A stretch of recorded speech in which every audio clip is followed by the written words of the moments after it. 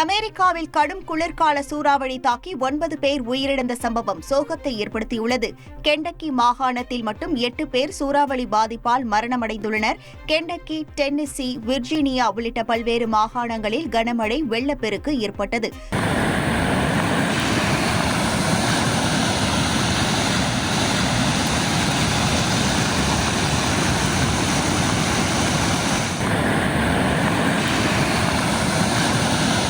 கடந்த 24 மணி நேரத்தில் மட்டும் 1000த்திற்கும் மேற்பட்டோர் கெண்டக்கியில் பாதிக்கப்பட்ட பகுதிகளிலிருந்து வெளியேற்றப்பட்டுள்ளனர். மேலும் பாதிப்பு அதிகரிக்கக்கூடும் என அம்மாகாண ஆளுநர் எச்சரிக்கை விடுத்துள்ளார். அமெரிக்காவில் ஒரு டஜன் முட்டை விலை 860 ரூபாயாக உயர்ந்துள்ளது. பரவலாக பரவி வரும் பறவை காய்ச்சல் முட்டை விலையை வரலாறு காணாத அளவு அதிகரிக்க செய்துள்ளது. பறவை காய்ச்சல் முட்டை உற்பத்தியை கடுமையாக பாதித்துள்ளது. 2015இல் இதேபோல் பறவை காய்ச்சலால் கோழிகள் எண்ணிக்கை குறைந்தது. இப்போது 10 வருடங்கள் கழித்து மீண்டும் அதே போன்ற பாதிப்பு ஏற்பட்டுள்ளது. ஒரு டஜன் முட்டை 867 ரூபாய் 42 காசுகளுக்கு விற்பனையாகிறது.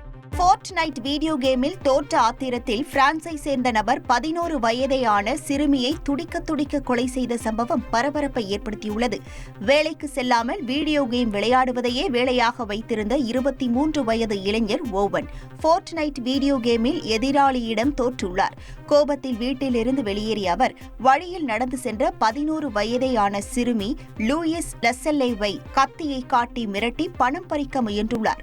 அப்போது அந்த சிறுமி கத்தியதால் அந்த கத்தியை கொண்டு கொடூரமாக குத்தி கொலை செய்துள்ளார். தீவிர விசாரணை மேற்கொண்டு ஓவனை கைது செய்த போலீசார் இது பற்றி தெரிந்தும் போலீசில் சொல்லாமல் இருந்த ஓவனின் காதலி மீதும் வழக்கு பதிந்துள்ளனர்.